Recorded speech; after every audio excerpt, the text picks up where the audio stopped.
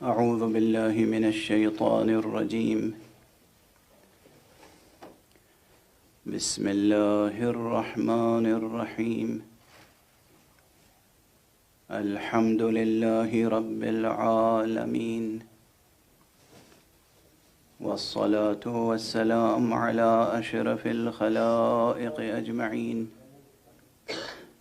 سيدنا وسيد الأولين والآخرين، حبيبنا وحبيب إله العالمين، إمام المرسلين وخاتم النبيين، أبي القاسم المصطفى محمد، اللهم صل على محمد وعلى أهل بيته الطيبين الطاهرين الهداة المهديين المعصومين المظلومين، واللعنة الدائمة على أعداء الحق والدين. أما بعد، فقد قال الله تعالى عز اسمه في محكم كتابه ومتقن خطابه: بسم الله الرحمن الرحيم. قل لله المشرق والمغرب يهدي من يشاء إلى صراط مستقيم. صدق الله العلي العظيم. اللهم صل على محمد وعلى محمد. ایک اور ذرا ہم آہنگ اور بلند صلوات. اللهم صل على محمد وعلى محمد. ارشاد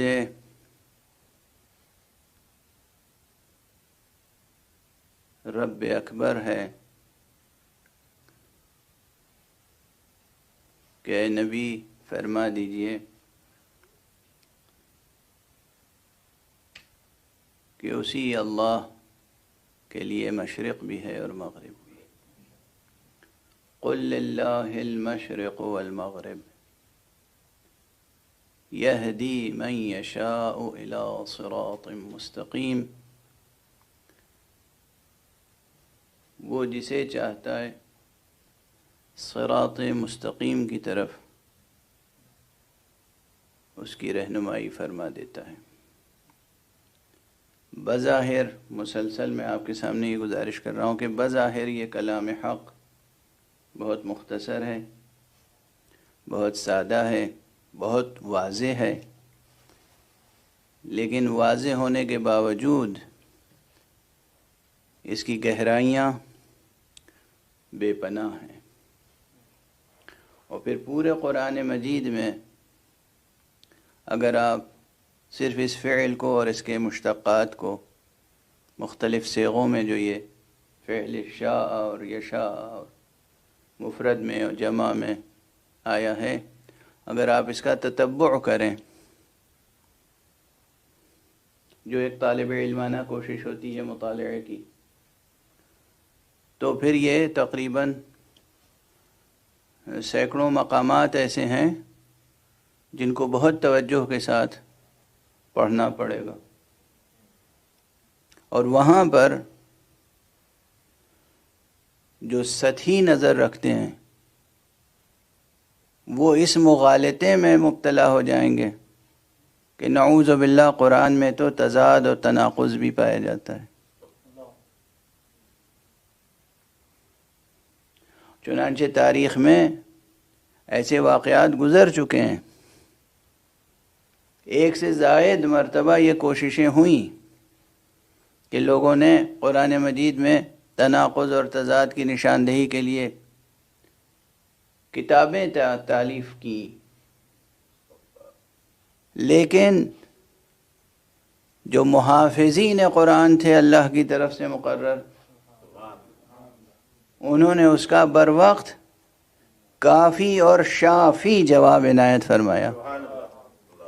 چنانچہ یہ بھی تاریخ کا ایک واقعہ ہے کہ اپنے وقت کے ایک بہت بڑے دانشور، بہت بڑے حکیم، فلسفی، اور اس زمانے میں جو حکیم و فلسفی یہ کلمہ آتا ہے نا، وہ دور ایسا تھا جب ایجوکیشن میں ہولسٹک اپروچ اپنی پوری معنویت کے ساتھ ہوتا تھا. آج کل کوئی یہ دعویٰ نہیں کر سکتا کہ اس وقت روئے زمین پر جتنے اقسام کے علوم و فنون ہیں میں سب پر ماہر ہوں، سب پر احاطہ رکھتا ہوں. کوئی نہیں کر سکتا، ناممکن ہے یہ، سوائے ذات معصوم کے.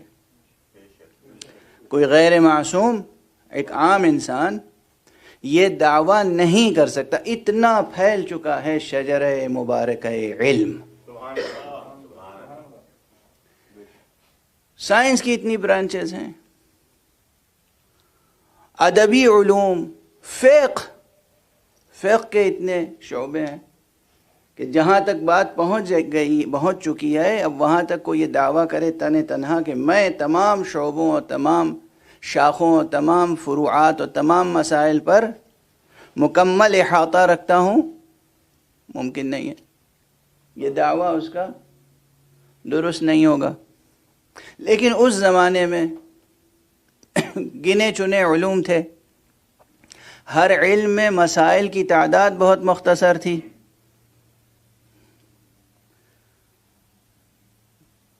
تو ایک ہولسٹک اپروچ ہوتا تھا.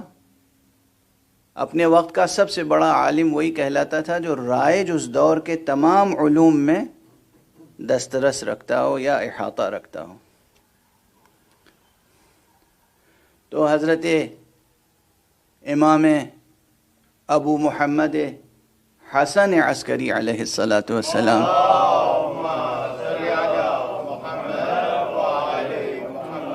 کے زمانے کا یہ مشہور واقعہ ہے کہ ایک شخص جس کا نام بعض روایتوں میں اسحاق کندی بتایا جاتا ہے کہ وہ اسحاق کندی نام کے متعدد افراد ہیں، اس لیے اشتباہ نہ ہو.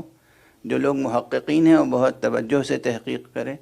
فرد اور شخص کی تعین میں ایک سے زیادہ افراد گزرے ہیں اسحاق کندی. تو ایک شخص تھا کہ جس نے کتاب لکھنی شروع کی اس عنوان سے کہ قرآن مجید میں متناقض اور متضاد بیانات ہیں، کہیں کچھ ہے کہیں کچھ ہے، ایک آیت دوسری آیت سے ٹکراتی ہے، ایک مضمون دوسرے مضمون سے ٹکراتا ہے. اور اتنی ہیبت تھی اس کی معاشرے پر کہ کسی کی ہمت نہیں ہوتی تھی کہ جا کر اس سے مباحثہ کرے اور اس کا تخطئہ کرے، یہ کہے کہ آپ جو کچھ لکھ رہے ہیں یہ غلط ہے. تو حضرت امام حسن عسکری علیہ الصلاۃ والسلام نے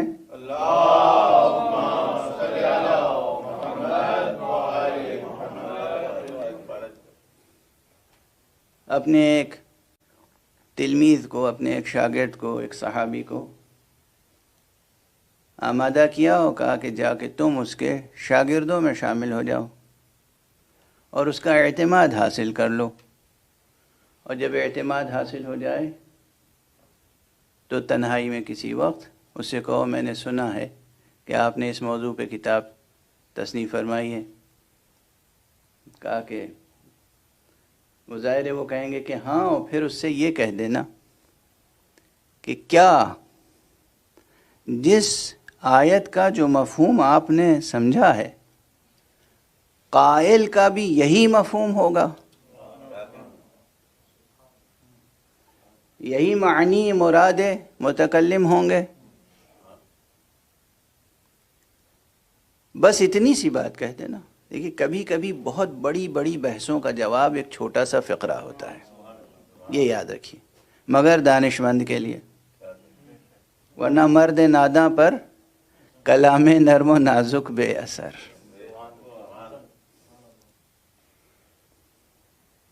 پھول کی پتی سے کٹ سکتا ہے ہیرے کا جگر، اور مرد ناداں پر کلام نرم و نازک بے اثر. تو واقعاً اگر انسان دانش مند ہے